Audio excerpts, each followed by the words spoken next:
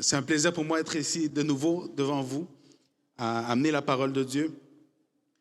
C'est un défi, mais c'est un beau défi. Amen. Se connecter à toutes les semaines en français et d'amener la parole de Dieu, je suis très honoré. Okay? Et je sais que cette parole va arriver à plusieurs et cette parole va être semée dans plusieurs cœurs, dont nous ici présents. Et je sais que ça va donner fruit. Amen.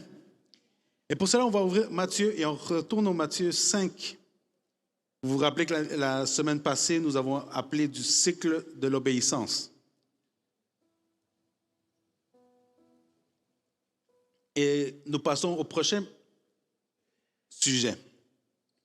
Et c'était important d'aller voir le livre de Psaumes. Mais aujourd'hui, en Matthieu, nous allons lire des versets 21 au verset 26. Et on va parler de péché. On va parler de la croissance du péché dans ma vie, dans nos vies.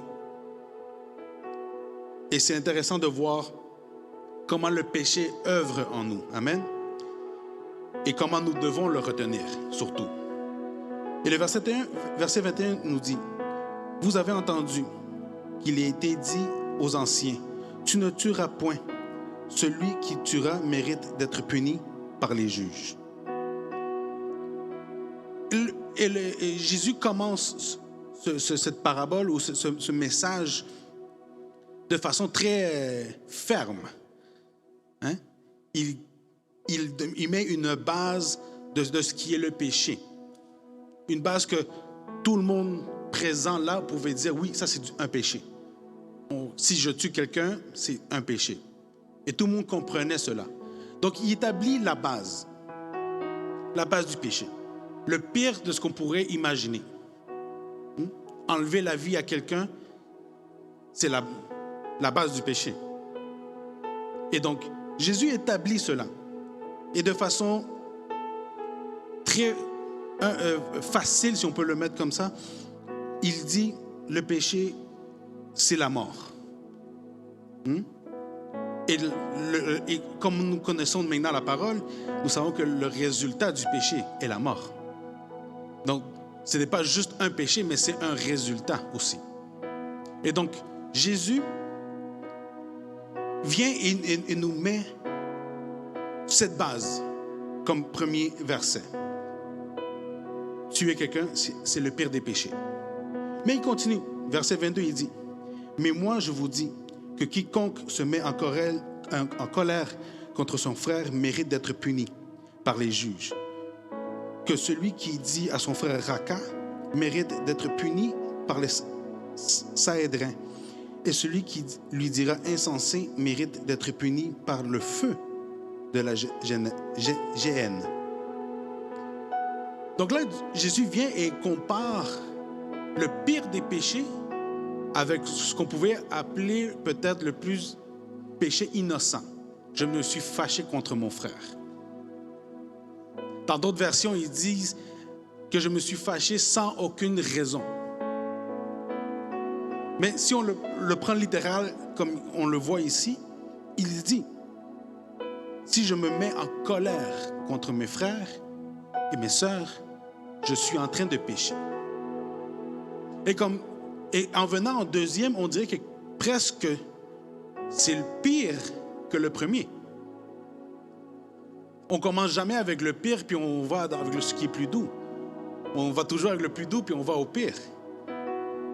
Mais la colère, Dieu l'amène à que la colère est un péché et qu'il devrait être puni de la même façon qu'un meurtrier. Et cela m'a fait beaucoup penser. Qu'est-ce que je déclare de mes frères? Qu'est-ce que mes mots prononcent ou ma bouche prononce envers mes frères et mes sœurs? Parce que la colère, ça ne va pas juste « Ah, je me suis fâché et je suis parti ». Non. Là, il dit, celui qui nomme son frère Raka, que Raka est un mot de l'ancien qui veut dire mépris, qui est dénigrant, qui est méprisant. Donc, tout mot qui sort de ma bouche, qui méprise mon frère et ma sœur, est un péché.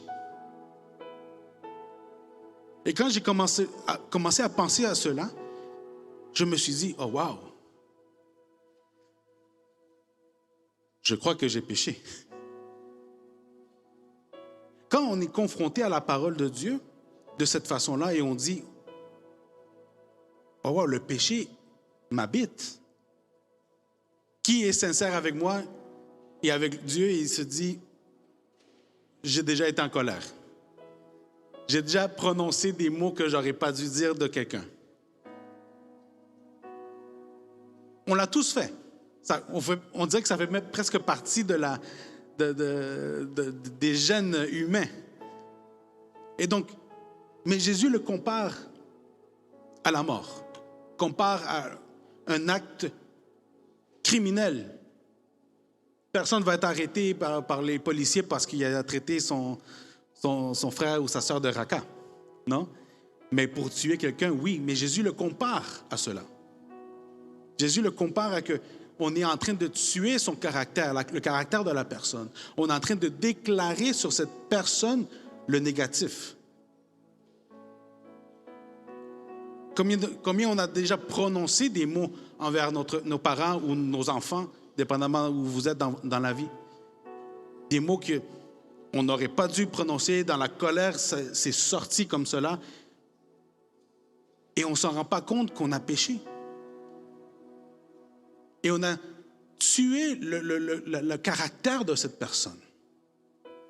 Pire, c'est si on laisse que cette racine ou cette semence de colère rentre dans nos cœurs et commence à pousser dedans nous et on commence à parler à d'autres personnes de mal de cette personne, la murmuration commence.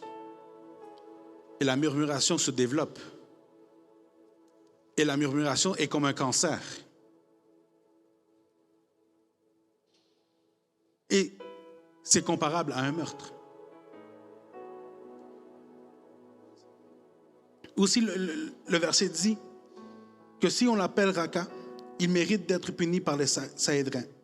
Les Sanhédrins, c'était un comité de juges qui allait et jugeait les gens selon les témoignages qu'ils recevaient. Donc, on devrait être présenté par le simple acte innocent de colère. On devrait être présenté devant les anciens de l'Église et dire « Hey, il s'est fâché ». Imaginez le niveau que Jésus voit la colère. Et comme je disais, la colère semble innocente, la colère semble faire partie de nos vies. Mais Dieu nous dit non, faites attention. Et c'est pour ça que j'ai intitulé la prêche d'aujourd'hui « La croissance du péché ». Parce que le diable on le sait, menteur, est venu à nous voler, venu nous détruire, a venu amener la mort, il veut amener la mort à nous. Et donc, il sait qu'il n'est pas capable de nous toucher directement. Il sait que comme enfant de Dieu, il ne peut pas venir à nous et dire « Hey, tue quelqu'un ». Il sait qu'on ne va pas le faire. Mais il sait qu'on va ouvrir notre bouche et dire des choses néfastes de quelqu'un d'autre. Parce qu'on le met de côté, on le dit sans aucun préjudice, on le dit sans aucun... on ne voit pas vraiment les détails de cela, on ne voit pas les répercussions de cela. Mais selon Jésus, on devrait être jugé. Selon Jésus, on devrait demander pardon. On va le voir plus tard. Et donc, quand on analyse tout cela, et que je ne peux pas me permettre de nommer des noms de quelqu'un, d'un frère ou d'une sœur, ou de n'importe qui. Ce n'est pas nécessairement quelqu'un de ma famille ou quelqu'un de l'Église. À l'extérieur, quel est le témoignage que nous donnons? Est-ce que parce que je me suis fâché à l'extérieur dans mon travail, je peux dire de mon collègue ou de mon boss des atrocités? Non. Dieu le compare pareil à un meurtre. Et cela est intéressant. Si on traite d'insensé quelqu'un, il l'amène au prochain niveau. Il dit, il mérite d'être puni par le feu. Wow! Donc, il y a un grade, une augmentation, une croissance dans mon péché. Nous méritons d'être jugés. Nous méritons d'être même mis au feu. Et si on le prend littéraire comme ça, on dirait que ça ne fait pas de sens. Mais Jésus, j'ai juste dit un petit mot inoffensif. Je suis sûr qu'il ne me l'a pas écouté parce que je l'ai dit entre mes dents. Il ne le sait pas. Mais Dieu est partout. Dieu écoute tout. Et il voit, premièrement, qu'est-ce qu'il voit, Dieu, qu'est-ce qu'il voit en premier chez l'humain? Le cœur. Et donc, si on a ces racines de colère, ces racines d'amertume envers quelqu'un, le jugement arrive. Et après, on peut se demander, « Ah, Seigneur, pourquoi cela m'arrive? Seigneur, je donne ma dîme, je te loue, je fais ceci, je fais cela. » Mais le mot est là, je fais. J'essaye de moi-même acheter la paix avec Dieu. J'essaye moi-même d'acquérir ma liberté, si on veut. Et pour ce faire, on va continuer à lire.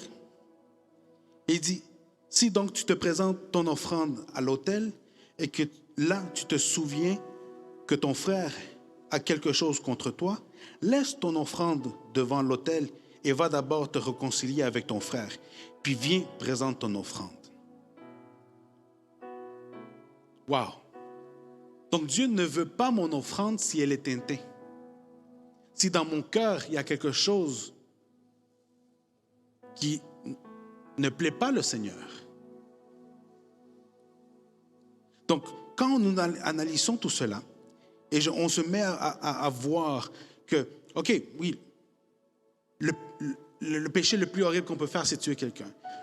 OK, mais si j'ouvre ma bouche et je parle de quelqu'un en mal, ou le simple fait que je devienne en colère contre mon frère ou ma sœur, je suis déjà en train de pécher.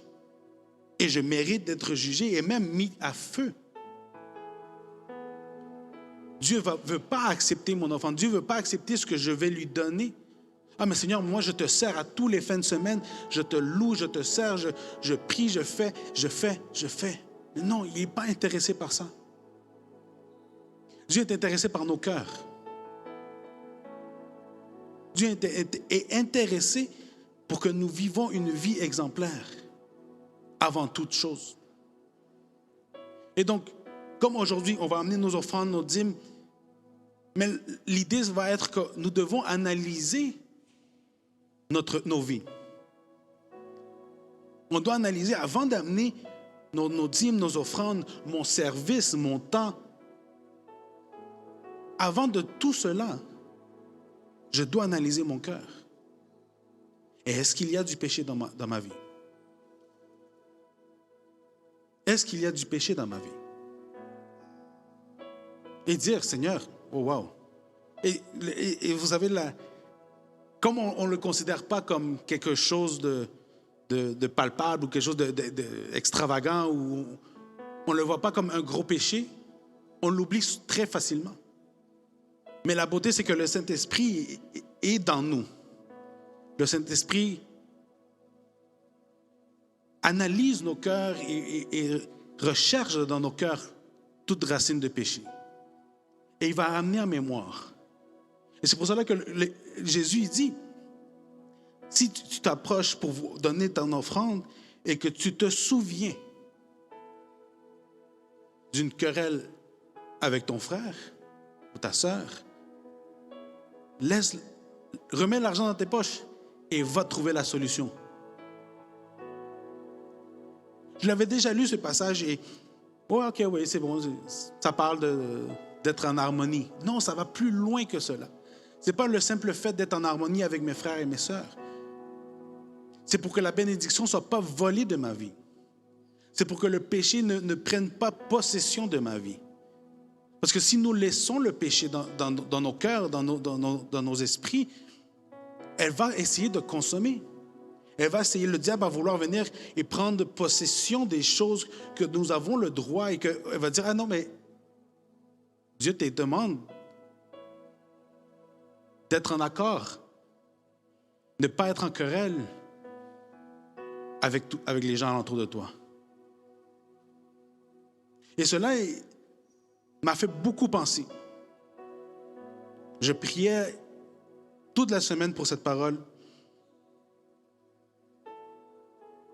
Et cela m'a fait vraiment réaliser les péchés qu'il y a dans l'Église. Les péchés, dans les versets qui suivent, après on peut lire l'adultère, le vol, et il commence à énumérer plusieurs choses. Et si Jésus le nomme dans ce temps-là, l'être humain n'a pas beaucoup changé. C'est des choses qui arrivent encore aujourd'hui. On a tous levé la main qu'on a dit on s'est déjà fâché avec quelqu'un. Et cela m'a fait penser. Et avant de continuer avec ce verset, on va aller à Genèse 4.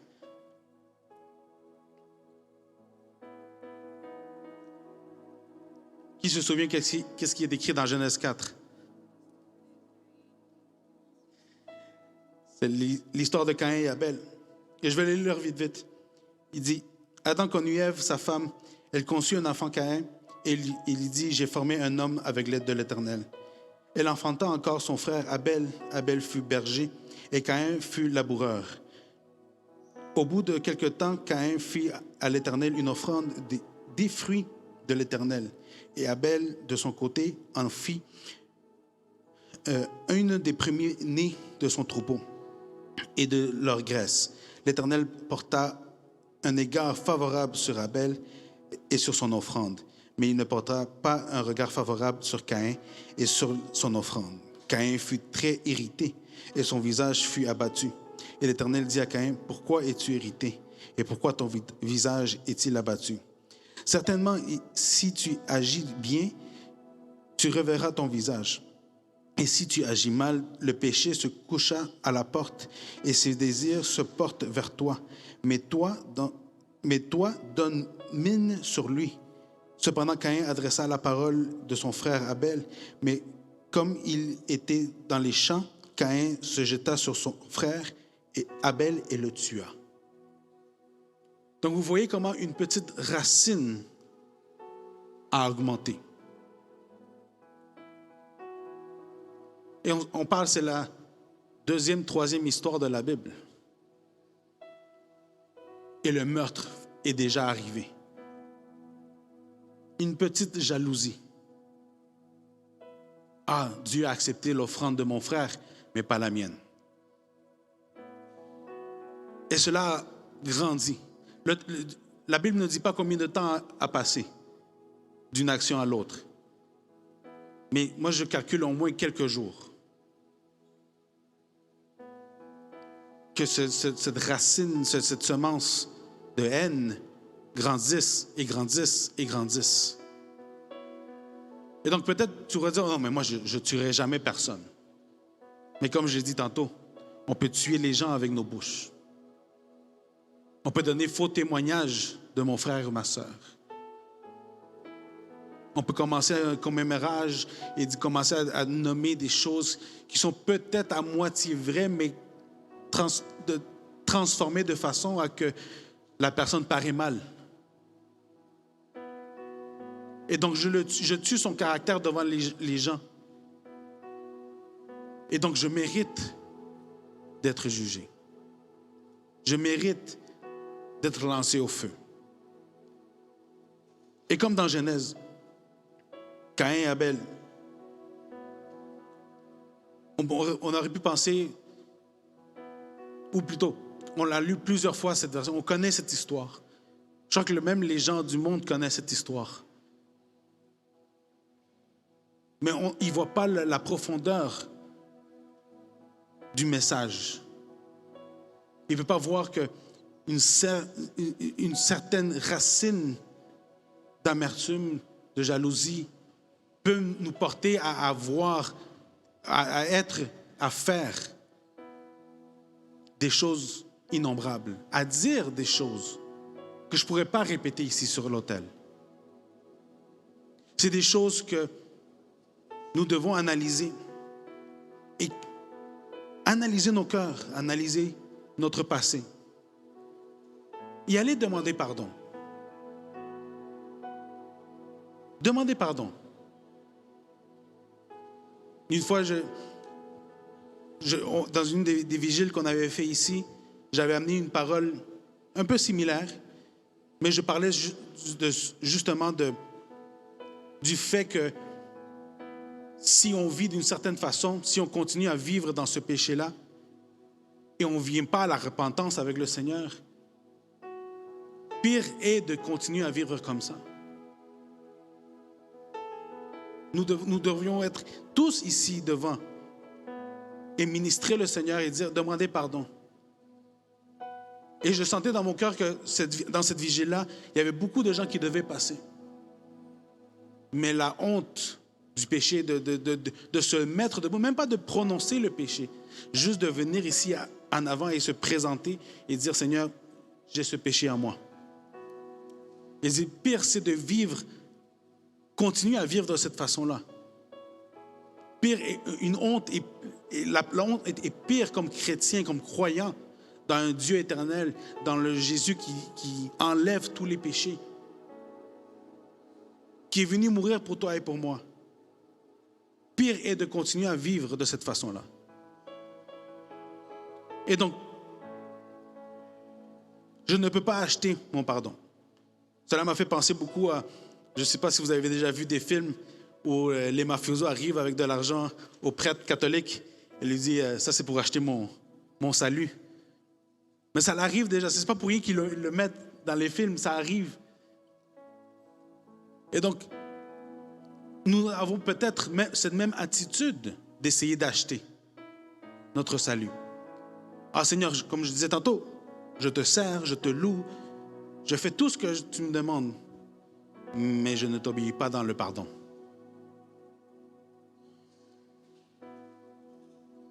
Et donc, c'est là où Dieu veut nous amener aujourd'hui. À analyser nos vies, analyser et dire, Seigneur, si tu considères que tu n'as jamais parlé mal à quelqu'un, tu t'es jamais fâché avec quelqu'un, c'est à toi de voir. Moi, je t'invite à demander au Saint-Esprit de rechercher dans ton cœur, rechercher dans ton encyclopédie, dans tes mémoires passées, et de faire ressortir cela. Je ne sais pas pour vous, mais en grandissant, ou en vieillissant, je devrais dire, on dirait que les choses du passé renaissent peu à peu. Ah, j'avais oublié, oui, c'est vrai, j'avais fait cela. Ah oui, dans ma vingtaine, j'ai fait ceci. Dans ce voyage, j'ai fait cela. Wow. Et c'est le Saint-Esprit qui commence à ressortir des choses. Hey, oublie pas. Elle nous le rappelle. Et peu à peu, Dieu révèle dans nos cœurs, dans nos pensées, ce qu'il y a caché dedans nous. Et il ne le fait pas pour la honte. Il ne le fait pas pour dire, hey, t'es méchant. Non. Jésus le fait, ou le Saint-Esprit ne le fait pas pour te dire, hey, pécheur. Non. Ça, c'est Satan qui fait ça. C'est l'ennemi qui se lève à essayer de te faire croire que tu ne vaux pas la peine. Que tu ne devrais pas avoir recours à Dieu parce que tu es trop mauvais. Jésus n'a jamais dit à personne, trouve la solution à ta vie en premier et après viens me voir. Non. Il s'est assis avec des publicains. Il s'est assis avec la pire, les pires gens de son temps, avec des prostituées. Qu'est-ce qu'il a dit aux autres qui voulaient la punir à la prostituée? Il a dit, celui qui n'a jamais péché lance la première pierre. Donc, on voit la miséricorde, on voit l'amour de Dieu pour les gens. Il voit l'amour pour l'être, pas pour le pécheur. Et il veut l'être et non le pécheur. Et cela m'amène au prochain point. On peut vivre sans péché. On peut vivre sans péché. Ce n'est pas quelque chose de farfelu. Jésus l'a fait. Et comme être humain, nous pouvons arriver à être comme Jésus. Mais ça prend de notre effort, à tous les jours. De la même façon que je vous ai dit dans les derniers dimanches, lire un verset tous les jours, mais analyser ma journée. J'ai commencé il n'y a pas très longtemps à le faire et j'analyse mes journées. Qu'est-ce que j'ai fait? Qu'est-ce que j'ai fait de bon? Qu'est-ce que j'ai fait de mauvais? Et analyser ta journée ou ma journée a fait que j'ai commencé à être intentionné dans mes actions. Je ne vous dis pas que je suis parfait. Je ne dis pas que je suis rendu comme Jésus. Loin de là, je suis humain. Mais on l'est tous. Et nous pouvons atteindre cet objectif de vivre comme Jésus. Jésus nous dit, tu viens au pied de Jésus et le vieil homme est oublié. Jésus ne voit plus le vieil homme. Ou Dieu ne voit plus le vieil homme. Dieu voit Jésus dans mon cœur. Dieu voit celui qu'il s'est donné pour toi et pour moi. Et quand nous comprenons que le péché n'a rien à voir avec nous, cela devient encore plus facile. Le péché n'a rien à voir avec moi. Je ne devrais pas vivre avec le péché. Et quand je commence à vouloir éliminer le péché de ma vie, peu à peu, on peut l'atteindre. Peu à peu, pas à pas, on peut l'atteindre. OK, je suis quelqu'un de colérique. OK, c'est quoi ce que Dieu me dit? C'est quoi les avantages que Dieu me donne? Ou c'est quoi la parole de Dieu qui va faire que je ne devienne plus un être colérique? Il y en a. Tout est là-dedans. Mais il faut que je donne ma volonté à Dieu. Avant de finir,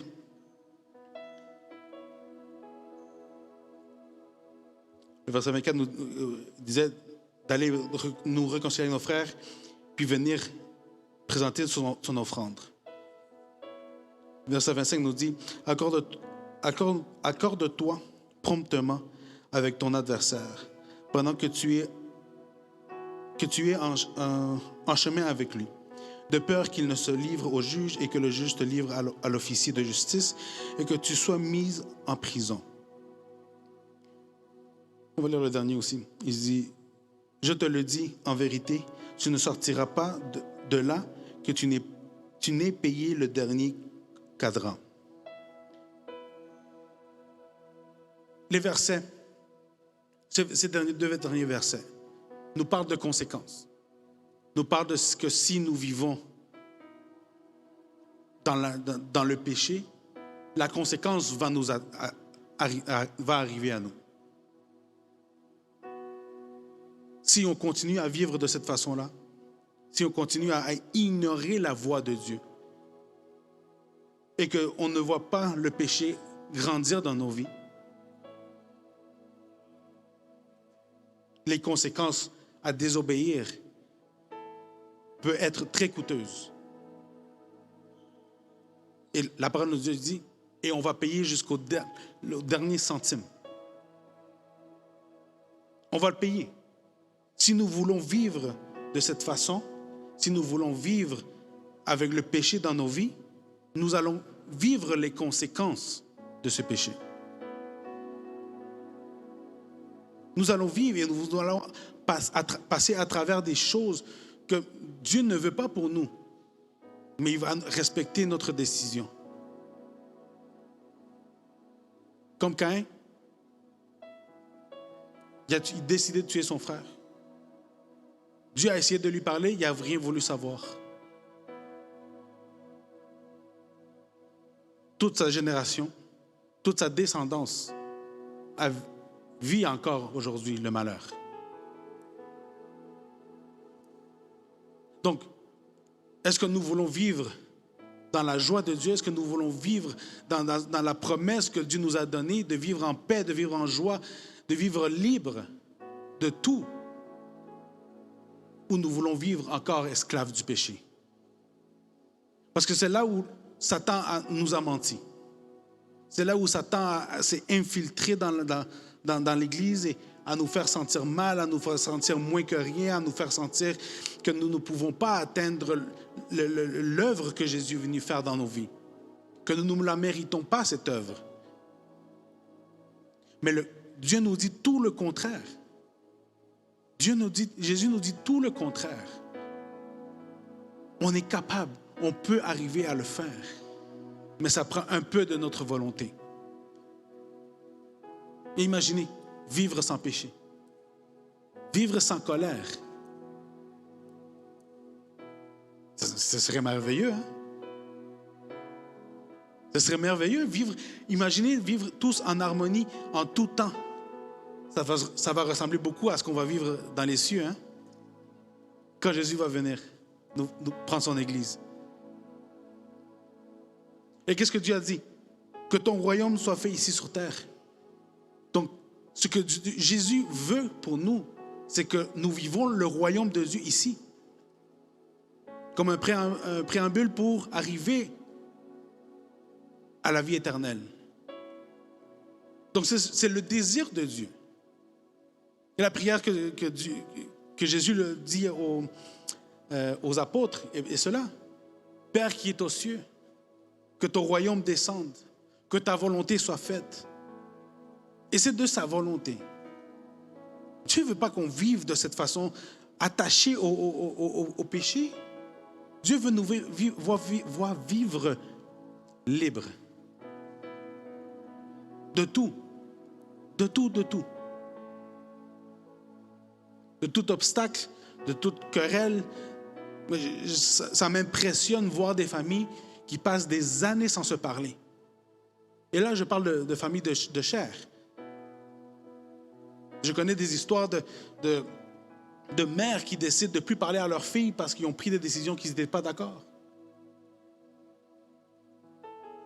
À place de vivre et essayer de comprendre avec compassion, non, ils décident de ne plus leur parler. Et aussi des enfants qui ne veulent pas vivre sur les lois de la famille, les lois de la maison, et décident de tourner le dos et dire, moi je m'en vais d'ici. Comme ils disent, ciao, bye, je m'en vais. Mais non, Dieu ne veut pas ça pour toi. Il n'y a personne qui pourra t'aimer à part Dieu autant que tes parents. Mais le diable est menteur. Le diable est venu voler. Le diable est venu dire, non, hey, c'est pas grave. Ah, c'est juste pour essayer. Le péché. Et là, vous pouvez mettre le nom du péché que vous voulez. Ah, je vais essayer je vais être plus colérique parce que le monde marche sur moi. Et non, je vais parler, je vais avoir la voix haute, mais je vais offenser mon frère. On peut être ferme, on peut être extroverti si vous voulez, mais on peut le faire de façon qu'on ne va pas blesser l'autre personne. Est-ce que cela veut dire qu'on va se faire marcher dessus? Non. De la même façon que nous, on va demander pardon si on passe les limites, de la même façon, nous pouvons dire à nos frères et nos sœurs, « Hey, écoute, ce que tu es en train de me dire me blesse. » Et là, c'est la maturité de l'autre personne d'écouter cette prêche, s'il n'a pas été là aujourd'hui, et de dire, « Hey, je suis en train de pécher. » Amen. Je vous invite à vous mettre debout.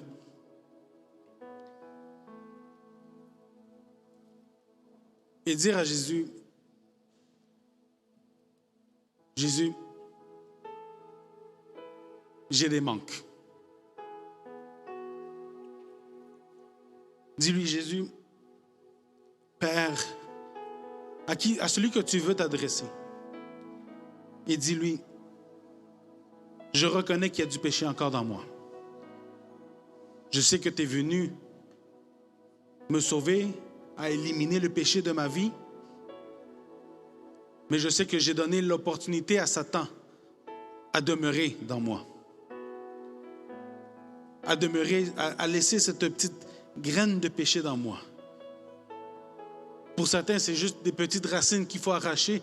Pour d'autres, c'est rendu des arbres qui ne te laissent pas vivre en paix, ne te laissent pas vivre dans la joie de Dieu. Et c'est le moment de lui dire, de tout cœur, dire, Seigneur, pendant la prêche, le Saint-Esprit m'a révélé ceci. Et je dois pardonner. Je dois pardonner mes parents, je dois pardonner mes enfants, je dois pardonner la personne que tu dois pardonner. Mon conjoint, ma conjointe.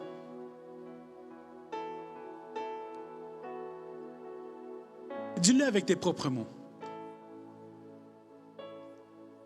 Ceci, c'est une prière entre toi et l'Éternel. Rappelle-toi que Jésus, quand il est mort sur la croix, il a brisé le rideau.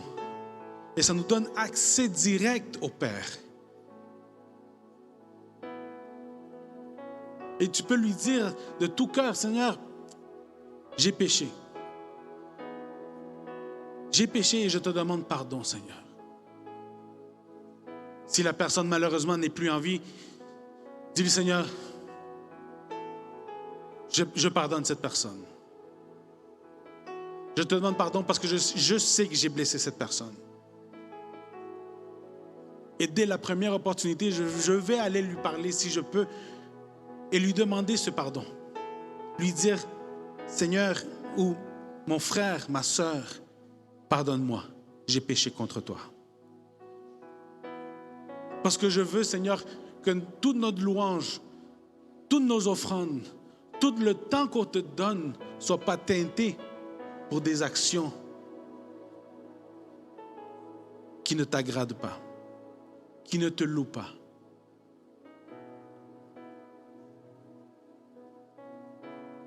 Et on va faire comme les psalmistes ont déjà fait.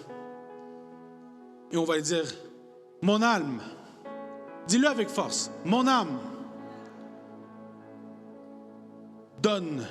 redonne à Dieu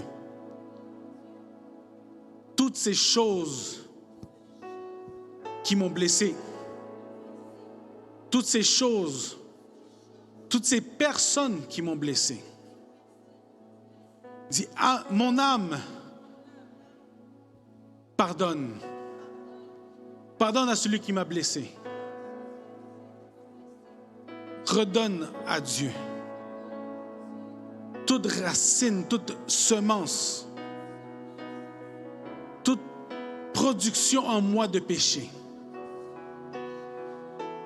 Oh Seigneur, je sais que ton Fils est mort sur la croix pour mes péchés. Et je sais que par son sang, je suis sauvé. Par son sacrifice, mes péchés sont effacés. Et je t'implore, ô Dieu éternel, que ce sang me nettoie aujourd'hui. Que la demande de pardon soit facile à ma bouche. Et âme, tu te tairas. Toute colère est cancellée dans ma vie. Tout mot contraire à la volonté de Dieu soit cancellé dans ma vie. Je ne vais plus déclarer des choses contraires de mes frères. Parce que je vais obéir, Seigneur. Et parce que je ne veux surtout pas que le péché grandisse en moi.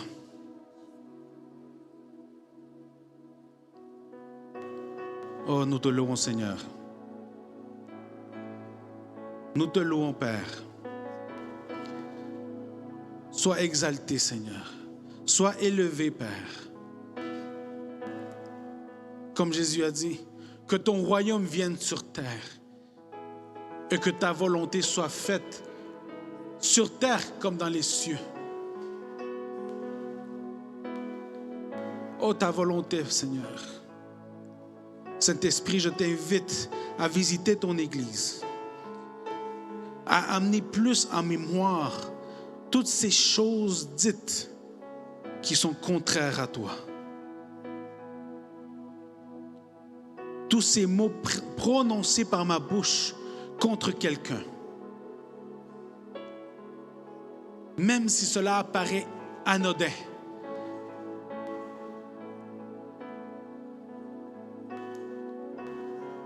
Nous amenons un cœur de repentance dans cette Église, Seigneur. Un cœur de repentance dans cette Église qui perdure à jamais ici, Seigneur. Oh, nous te louons, Seigneur. Je t'adore, Seigneur. Merci, Saint-Esprit, pour ta visite.